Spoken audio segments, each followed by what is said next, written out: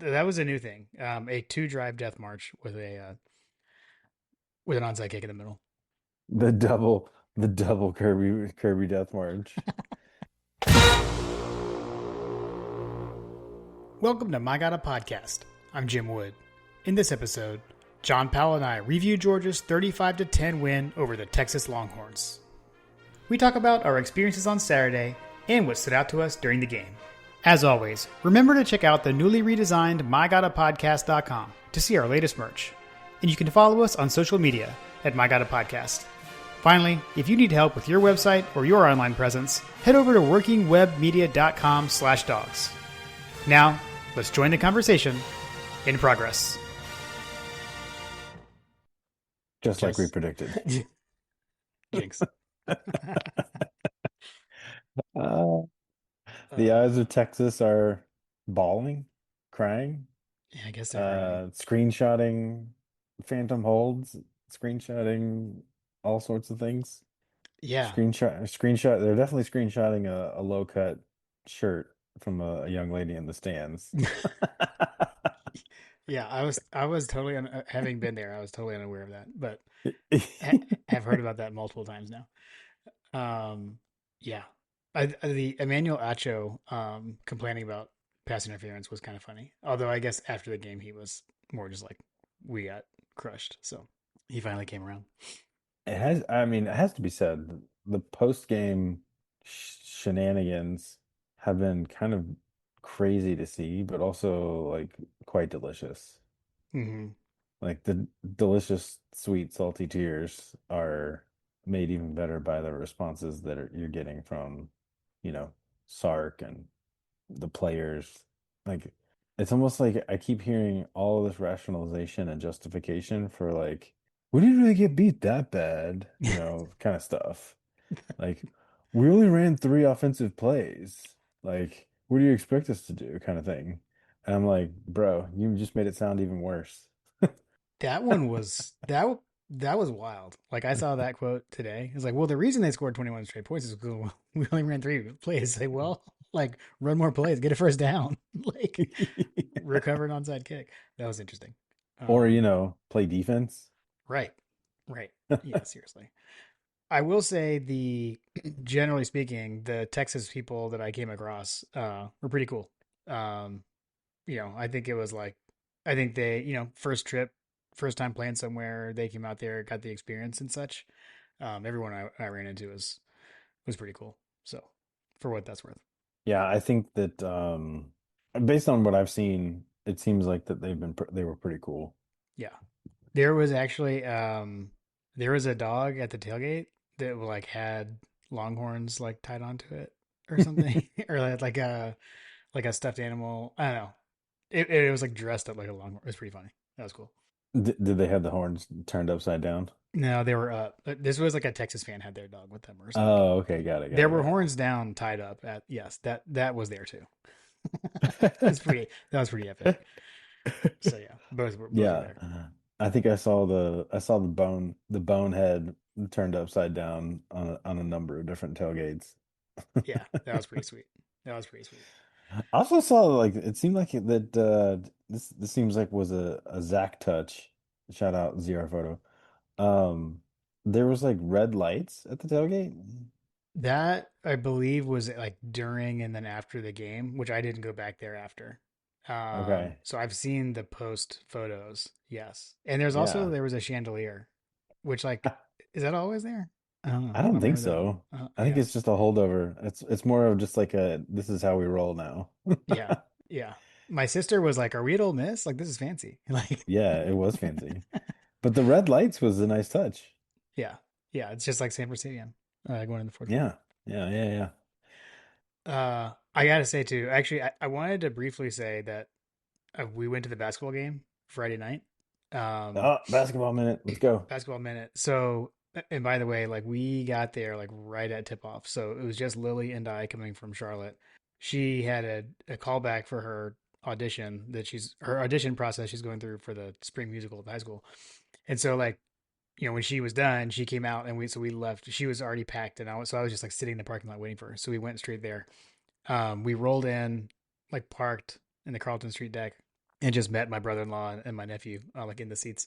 But so we're trying to get in. There were crazy lines to get in. Steg was one thing, and so we kept walking around to try to find a shorter line, and we finally did. As we were walking in, there was Scott and Zach. So like we saw them like on the way in, then we saw them after the game too. So that was pretty cool. Yeah, dude, that was fun. Always fun to beat Tech, no matter the sport. Um, got to see that team in person. It's pretty cool. Got some very athletic dudes. I stand by my like I'm still in the I'm learning the roster phase. So I'm good now. I have, Wilkins and Wilkinson. I've got that down. But like, dude, I mean, like you're sitting there watching and it's like, okay, like from last year's perspective, it's like, okay, you've got Blue Cane and Samto. And like most of the time, like that's mainly it. Justin Abson comes in and Dylan James comes in. Everyone else is new. So it definitely is still taking, I'm still learning. But they're fun to watch. Tech was better than I thought they were going to be. Um, it was a game of runs, and I'm just glad that the game ended when it did. 'Cause I think we had our last run, built up a lead, and they ate into it a little bit, and then the game ended. So Mm. it was fun, man. There was definitely we didn't get a Wilkins highlight dunk, but we got multiple highlight dunks from multiple people. We had a blue cane multiple dunks, and even like a technical because he was talking trash after one of his dunks. Um, so it was great. Lily had a blast because Blue's her favorite player, and he was the leading scorer with Did 18 she or get a tied for blue leading cane? scorer. She did not, but it definitely wants one. We saw all the students with him. She's quite jealous. So, Nice. The I think one of the dunks that I saw was a Somto dunk. dude, they were nasty. And Yeah. like they're like block shots and everything. So it was fun. There was a decent amount of Tech fans there too. I will say that. Mm. But they all left. I don't know, man. It was kind of weird. Like they all left, and like Georgia fans are leaving too. And it's like, guys, this is basketball. Like the game is not over. But I will admit, I also, I felt like I was kind of a bad basketball fan because I started losing my voice like kind of early, or like You had to conserve. at some point in the first half. I was like, I gotta say this for tomorrow night. Sorry, guys. So I kind of had to dial it back a little bit. So sorry, Fletcher. Hope that's okay. Okay, that's my basketball pen. I had to talk about that. Yeah, that it looked like a fun game. And yes, what's the good word, Jim? Mm, Tech wrecked. Yes. To hell with Georgia Tech. Well, and we got to sing the fight song with that in it. Uh, you know, Yeah, when they did light up the steg, so that was good. excellent. All right. So we did the basketball thing. How did you end the evening? That night, oh man, well, it took us forever to get out. Mm. Um, of the deck we were in, like we were parked on the roof of the Carlton Street deck. So it took a long time to get out. So we just went back to my parents' house. I mean, that game tipped off at 9. So we Whew. got back to Nicholson like after midnight. So Lily and I headed to the fridge or headed to the freezer and grabbed a Klondike bar. So we had a little dessert. We had a Panda's famous Klondike bar. Nice. And then we went to bed. So that was it. But in case you're wondering, we did start the day off right Saturday morning with Carol's Country Cupboard. Mm.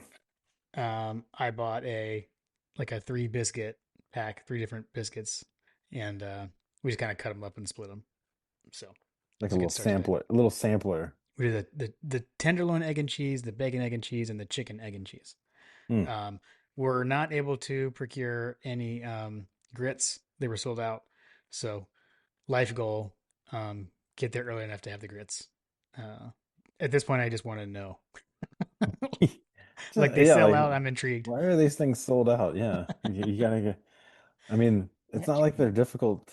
I mean, I assume they're not too difficult to make, but Yeah, I don't who know. knows? I don't know what's going on. I don't know what's going on, Yeah. but it's like I a mean, special item.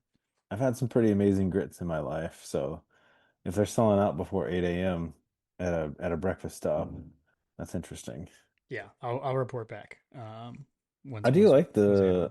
I do like the sampler idea because there are definitely some other options that I would like to explore, even though the TEC is quite phenomenal. And I did the same thing. I went to the Minute Saver over here and tried to get some TEC, it just wasn't the same, man. Last week it was pretty good. Last time I talked about it, it was pretty solid, but this one was kind of, it Mm, wasn't fresh. I have a feeling that having it fresh is probably the move. okay. The consistency is not there with this Yeah, place. the consistency is not there. The consistency is lacking. Okay. Okay. Okay. Got it. But I did it. I did try to attempt attempt that as I was running around, just packing in all kinds of stuff. Okay. But took time out from all the craziness here at the house to watch the game, and There you man, go. it was a good one. It was, dude. I will say we did do. You asked where the night ended. We did start. We had lunch at Little Italy, if that's where you're trying to go. Mm. We did. With the late start, we went in and just went downtown first, parked, and then went downtown. So it was Lily and I, uh, my sister, brother-in-law, and my nephew. We went in and hit Little Italy, did lunch there, and then we were on to the tailgates. So, oh, I don't think I told you this. Did I tell you that the Yum Yum sauce mascot thing showed up again? No, I didn't. Uh, The bottle of yum yum sauce was walking around Athens again. It was. We've got a picture of Lily and my nephew Braden with that, which today's Braden's birthday, by the way. Shout out, Braden. Oh, Happy birthday. happy birthday, Braden. So yeah, dude, like I said, I mentioned most of the stuff from that tailgate. So tailgate scene was good. Oh, I will say, Lily, thank you to everyone who talked to Lily about her fill-in spot for UJP last week. She got many compliments.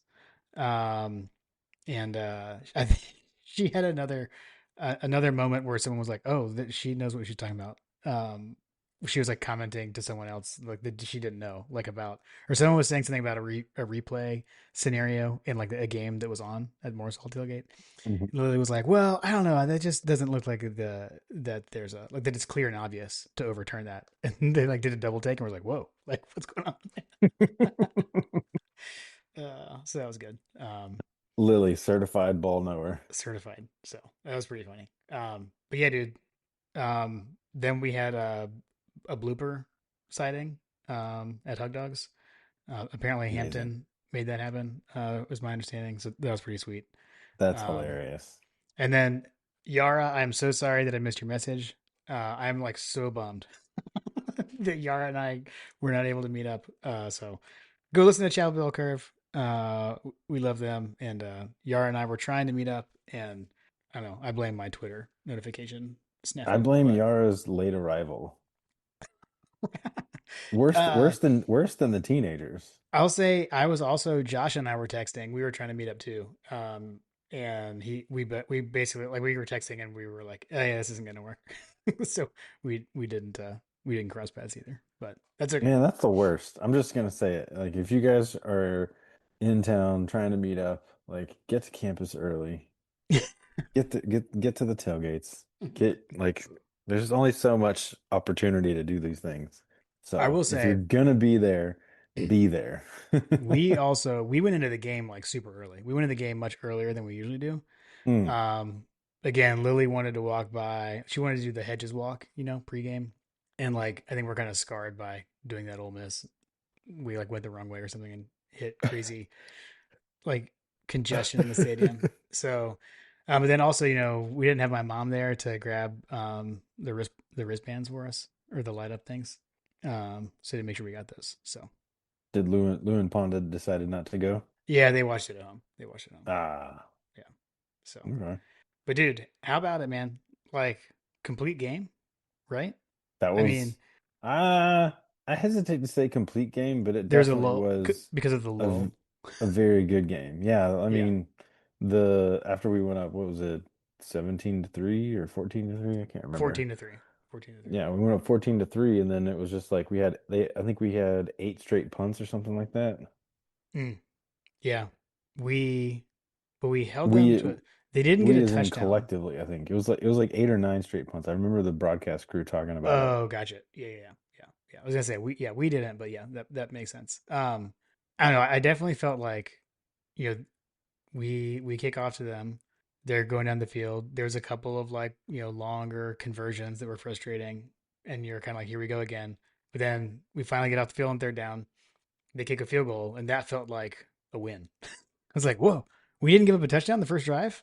This Yeah, is on the different. first drive. Yeah, exactly. I was like, oh man, they came to play. Yeah. Um, and then I mean that those first two drives by our offense were incredible. Um, they were so good. Other than the first, I guess the first play of the game, which I did not, we couldn't figure out what was going on. I was like, I thought it was a busted play. It wasn't until I got home, like the next morning, and was watched the TV broadcast that I noticed that Gunner wasn't ready for the snap on the first play of the game. Mm. But other than that, like sharp. I mean, guys getting open, Gunner hitting them, Gunner running, like everything was clicking. Yeah, I mean, when you're talking about he completed, I think over 80% of his passes, Oof. Yeah, which is good for him. Like like that's really good for him because I think normally he's sitting somewhere in the neighborhood of like high 60s. I think he's hit 70s a couple times. So like to be over 80% passing on a day like that is kind of crazy, especially when you take into consideration that at least one was a throwaway, one was an interception, and then you have I think that what does that leave? What was he? I think he was like he's 24 or 29. 24, 29. Yeah. So like, I mean, that only leaves a handful of bad passes that, that he didn't complete kind of thing. Yeah, Um, yeah, yeah, I mean, uh, we've upgraded Stacy to the Christmas party invitation. And like it's no longer like we're still he's really trying to win me back is really what I'm saying here. And that's something that should be noted is that this was not a good game for the Bobo and Stacy haters because mm, I felt like that I felt like that Bobo called an amazing game, generally speaking. Like I yeah, said, there was a lull in there, but but yeah, overall great offensive line play. Generally speaking, for the most part. Save a couple of little nitpicky things. I think you kind of pointed out that there was, some snaps, which I think that we chalked that up to Bobo to having the laceration on his hand kind of thing. yeah. That glove was like, there's a lot going on there. Yeah, I didn't even realize that he had cut his hand. Yeah, So yeah, to the point where he needed what, like 8 stitches or something like that. yeah. That's what they said on the broadcast. Yeah, Crazy. yeah. I didn't know it was to that extent either. Um, but yeah, dude, how about like, I mean, also like Noah Thomas coming out party? Like, is that fair to say? Yeah, I think Brandon Adams said something about like the one with Noah Thomas or something like that. Nice. Yeah. I mean, that first one, that first touchdown pass, like that was coming right at us where we sit. I mean, we saw it like way ahead of time. I was like, oh, he's open. Um, I mean, it looked like it was pretty good coverage on the broadcast. I didn't really see from behind the play develop or anything like that, but it looked like it was pretty tight coverage. It was a good catch. yeah, I'm glad to see that they are finding alternatives to Zachariah Branch when they need a completion. Dylan Bell, Zachariah Branch, Noah Thomas. I think that's a great three-headed monster for us yeah, as we approach the rundown here. yeah, yeah. No, I definitely agree. Trying to think on that, on our second offensive drive, I think the wild play to me was there's a pass to Branch where like he caught it past the sticks and then he like ran backwards. So it was kind of like one of those like no yes moments where it's like, oh, you're going the wrong way. Like he came back like this side of the first down marker, but then he's just Hmm. so fast he just like ran around everybody. Yeah, yeah, He just yeah. took off. And like I don't know, like I thought he was gonna score. Obviously didn't, but I think that um he on one of them. I think and this is something that happened a couple of different times. You want to talk about like areas for improvement, that kind of thing. Um, I think that I've noticed him do this a couple of times where when he catches the ball, he is gunning for the middle of the field as opposed to like there was one play where I think that if he bounces it outside, Noah Thomas has a guy like that he's blocking down, and I think that he could run around that guy. yeah. I just would have liked to have seen him bounce it outside kind of thing, as opposed to just keep going towards the middle, which is going in the direction of the defenders, as opposed to going away from the defenders into the outside. I think we're talking about the same play. I think. Yeah. Yeah. Because I remember when again like rewatching it with my dad, we're sitting there watching. I was like, oh man, I was like, I think if he goes outside right there, like at the end, Because like he Yeah. cut across the middle, which is good, but then at the very end it was like inside or outside. And I feel like if he went outside of Thomas, he would have scored Hmm. or could have. Yeah, I think he could have scored for sure. Yeah, yeah, Um, there was that play that was good. I think that in the fourth quarter after the onside kick, which holy cow. let's talk about that for I sure. yeah, let's talk about that for a second. Let's come back to that. Let's come back to Okay. that. But after the onside kick, I feel like that our run game suddenly came alive and we started just gashing them for 10, 15 yards apiece. Yeah, you're like the first. I mean, the first play after it, Nate Fraser just like ran right up the gut, and it was just like trucking guys. Yes. So I totally agree. I mean, I don't know. I kind of chalk part of that up to, I mean, that drive right before was pretty long, too. Hmm. So I mean, it was like I think what those possessions. I mean, we had the ball for like 11 minutes or something across the Hmm. two drives. So that was a new thing. A two drive death march with an onside kick in the middle.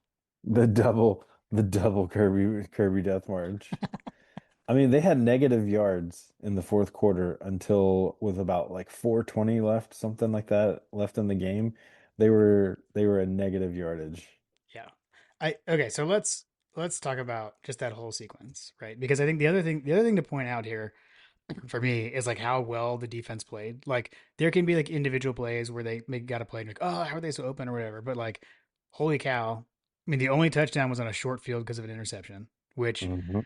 I would say that was very uncharacteristic of That Gunner. was a very uncharacteristic miss from Gunner for I mean, sure. like it was he threw it in the middle of three guys behind the receiver. Like I don't know. I don't know.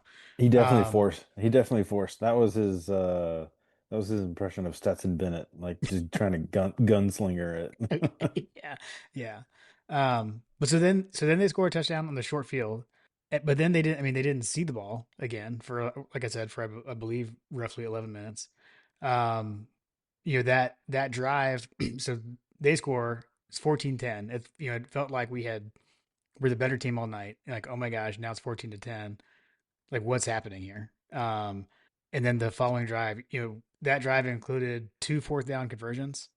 The one that was a beautiful play and like, dude, I formation is back, by the Yeah, way. yeah, But yeah, yeah. When I was when I like, saw Gunner, when I saw Gunner run up to the line, I was like, "Oh snap! Here we go!" we are so back. We are so back. Like Josh McRae fullback. Oh my gosh, I love it so much.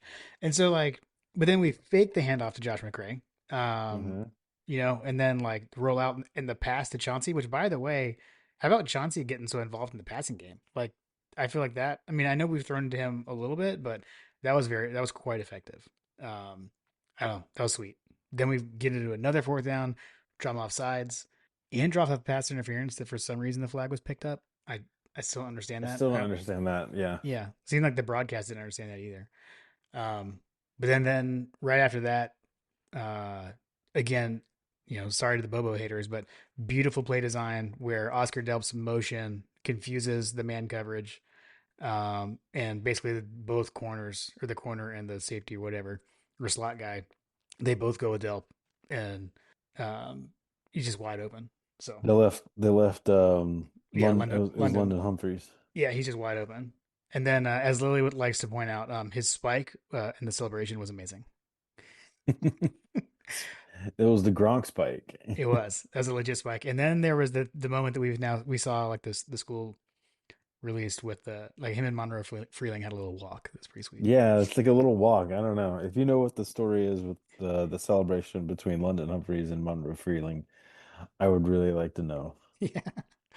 And if you So even then better if you have the longer form video. I know, yeah, we need the longer cut of that for sure. Um, but yeah, so then we get the onside kick, right? I mean, so we basically have a death march and then the onside kick, which Yeah. like in the stadium, it was just like, wait, what? Like what just happened? Um, I was shocked. Everyone around us, everyone was shocked. Everyone was just jumping up, high fiving everyone around us. It was Okay. incredible. So so I'm gonna paint a picture for you. So we scored on the possession, right? And Yeah, then we get ready to go. All game long, Carter has been saying, "Oh my gosh, they're gonna go for it. They're gonna onside kick it. They're gonna onside kick it." And then they went and did it. So like I was just like, oh no, no, no, no. And then I look up and I was like, oh my God. That's great. I was doing the double screen scrolling or whatever, and like, yeah, I totally caught me off guard. I had to wait for the replay to actually see what happened because it caught me so off guard. Yeah. Yeah, like totally uncharacteristic. Although Sarkeesian seemed like he knew something was coming. Like he was just like something's gonna happen. He's got something. It's like big brother and little brother. Like he's gonna do something to screw me. Yeah. That's funny. Um, but but yeah, dude, like it's almost and apparently they've been practicing that in practice all season long and just kind of I guess Yeah. waiting for the right moment to do it. Um, but man, dude, he nailed that onside kick. I And mean, it the was thing perfect. the thing that the thing that I noticed and that I haven't really heard anybody ask much about, but like immediately after the onside kick and Cash goes down and everybody's going crazy on the sideline, like Kirby and an assistant are like pointing at each other like it's almost like he's saying like I told you like Yeah. some like there was some kind of connection, like some kind of like all right, like a validation happened on the sideline there Right.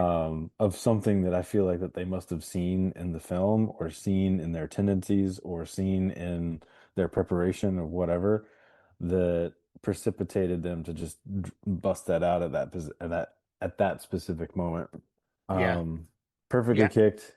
I don't think the ball could have bounced any more perfectly. Mm-mm. It was absolutely perfect. I mean, it was like he threw it to him, Yeah. like it was, I mean, a great job by Cash getting it. And then, yeah. If for those who are wondering, because I have seen it, I know we talked about it, I've seen it on Twitter too. Like you cannot advance an onside kick when you recover it, Yes. so that's why he went to the ground. I didn't know that. Yeah. Yeah. But yeah, then like we Cash. said, man. Oh, what? No, I was just saying cash money. Cash Cash money, money. dude. Bling bling. Yeah, it was fantastic, fantastic. But yeah, dude. Then the offense just keeps rolling, and then you had the, I think it was the first ever, double death march, like you said. So, Yeah. I think that on their touchdown drive that they had, mhm. um wasn't there I think the touchdown drive was wasn't it Zion that had the pass interference that kind of set that up? Yes, yes. So they had short field and they got a pass interference. Yeah. Yeah, The pass interference was suboptimal on that. yeah, yeah. I not that it makes a huge difference, but I thought it was. I mean, he did interfere with him, but the ball hadn't been thrown. Like I thought it was holding, but I mean, like either way, like they're getting automatic first down, so not a huge difference. But for what it's worth, I thought it was defensive holding. I didn't. I was mad in the stadium because I thought nothing had happened. But having watched the broadcast, he definitely grabbed him. He definitely almost tackled him. Yeah, Um Yeah, I would say that that was maybe I would have loved to have seen what would have happened with that play had he not done that because I think that it would have been okay, but yeah. um I don't know.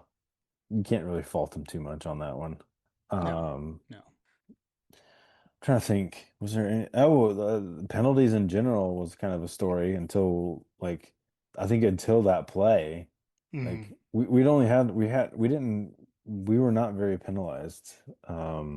yeah, As no. I recall, that was something that they mentioned on the broadcast. They're like, and Georgia's just got their first penalty of the game, kind of thing, and it was late in the game.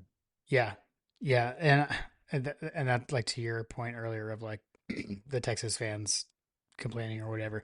I think that is a common thing, but I know I've definitely seen a lot of stats coming out like that's kind of who they are. Like they get penalized a lot. They're one of the more penalized teams in the SEC. So Hmm.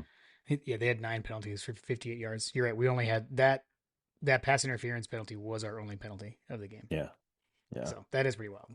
I mean, we only turned the ball over once, but we reciprocated it, so it kind of was a net zero, right? It was, man, Bolden's interception. I didn't see it very well. Like when it happened, that one like surprised me. I was like, wait, what just happened? It's like the way because he was like going to a knee when he caught it. It was kind of weird. I didn't have a very good reaction. Oh, I do also want to point out because if people who weren't there, if you weren't in the stadium, you wouldn't have noticed this. Kirby got like really mad at the fans. Like he was doing the hand waving, like to be quiet, be quiet. Because we get that interception, and then we came to the line, and or we were like, breaking the huddle, and all of our fans were screaming. And the reason is the jumbotron still had like the Savage pads with KJ Bolton on the jumbotron. So like it had just gotten to the point where he like stepped up, with the Savage pads on, and so everyone cheers. And then Kirby was like, "No, no, quiet." So that was kind of funny. Has anybody Um, asked him about that in the press conferences? I wonder if anybody asked him about that. I didn't see anything, but that doesn't mean that they didn't. But Right. the other one I was gonna say was, man, like if you didn't see the Lost and Lucky story on game day about his brother and just his family, definitely go check that out. And then that aired that morning, and then he scores a touchdown. Um, then they showed his mom and his brothers, on the jumbotron in the stadium too, or after he scored. I know they cut to them on the broadcast, so that was a pretty cool moment. Yeah. You may find that people are cutting onions if Yeah, you watch if you watch that video. I 100%. don't know what it is, but people are cutting onions. Yeah, 100%.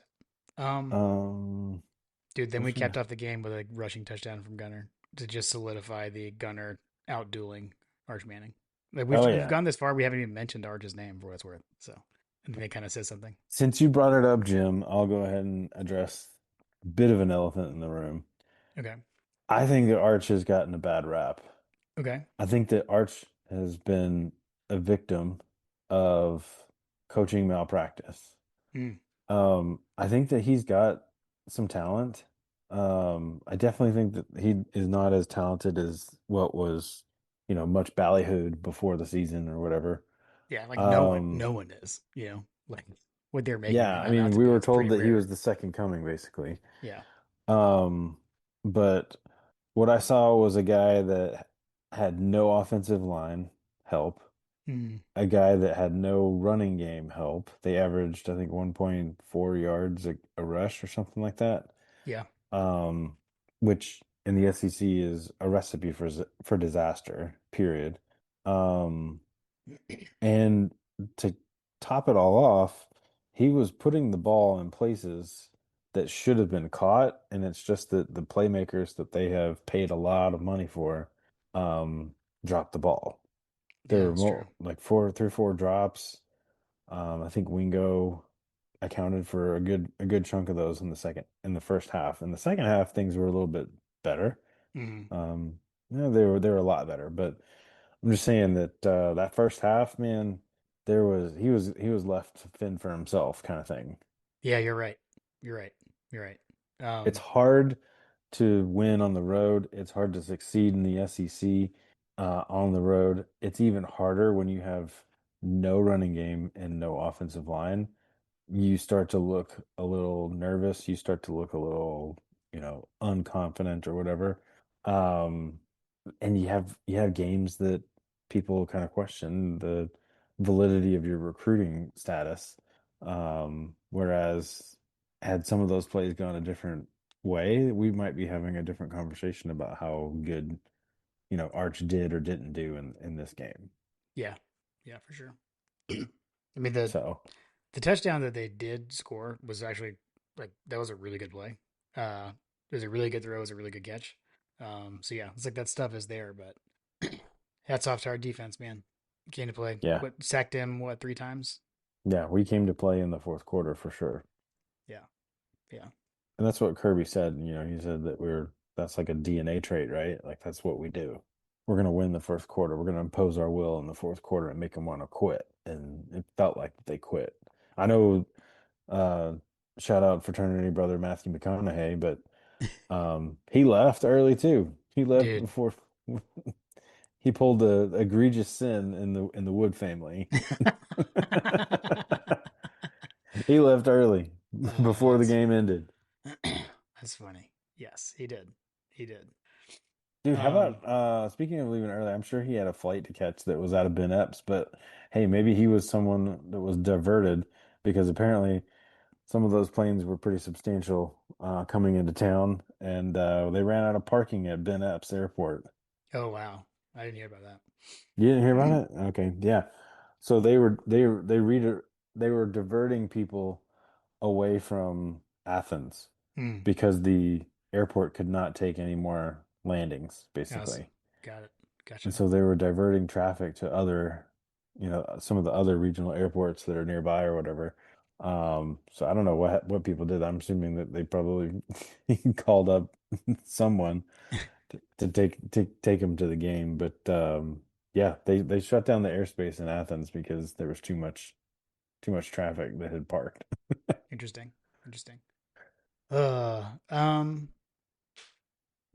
I don't know. I don't have much else to say other than yeah, Gunner was awesome. Let me ask you this: was that his best game?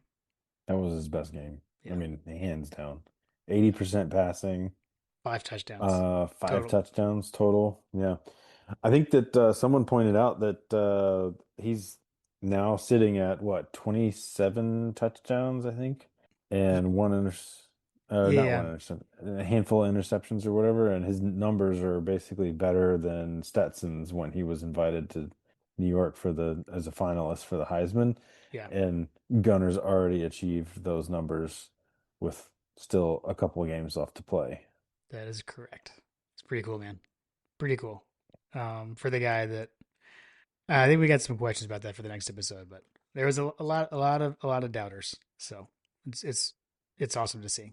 And also, I love how like in the like post game interview, like he's so like humble and he's so like just not gonna say much. Like he's just like, oh yeah, like we had a good game plan. Like that's like all he's gonna say. But dude, you can see when he is on that field. I mean, dude, he's talking trash to the other team. Like when he's running that ball in there, like he's looking at the guys from the other team, or when he's coming down to celebrate with his guys. If he runs by a player from the other team, like he looks at him, and I guarantee you he's saying something to him. It's hilarious. I love it. I absolutely love it. Cool.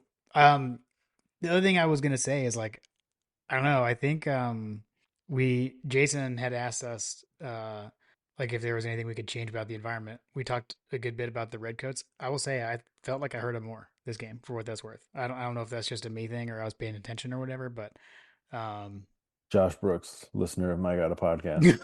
clearly, obviously. So that was cool. That was cool. Friend of the show. That's right. Here, let's hit coaches let's recap coaches stuff uh quickly. So let's see.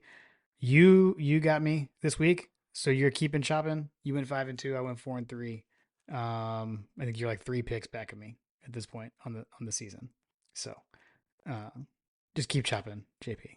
And then, About to sneeze. Sorry. oh, you're good. You're good. Yep. Just keep chopping, baby. You got me in the pick'em games too. So you just beat me in everything this weekend. So well done, and shout out Coach Trill for doing all those for us. And it was good to see you on Saturday. I Georgia'd you. Okay, I thought I was pulling away, but it turns out you're hard to kill in coaches over-unders. We dominate the fourth quarter. Too good. There's probably some strategery that's approaching because we're getting to the end of the season. Oh yeah, yeah. Hasn't been lost on me. Good times. Cool. All right. I don't know. You got anything else on this one? No, I mean, tailgate was great. From what I've gathered, bummed that I wasn't there. Sorry to miss everyone. Um, yeah, I think that I think it was a great atmosphere from everything that I saw online, and the fans were engaged the whole time. The Yeah. I mean, golly, dude, this version of Georgia is would be untouchable for anyone. Um, Yeah. I think that we're peaking at the right moment. And the only thing that I'll say that I did not spark joy was seeing Bowens go down and CJ Allen, which by and large sounds like both of them are going to be okay.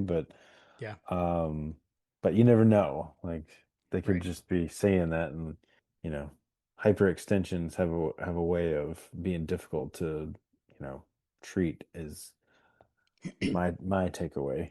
week to Um, week to week is the yeah, kind of.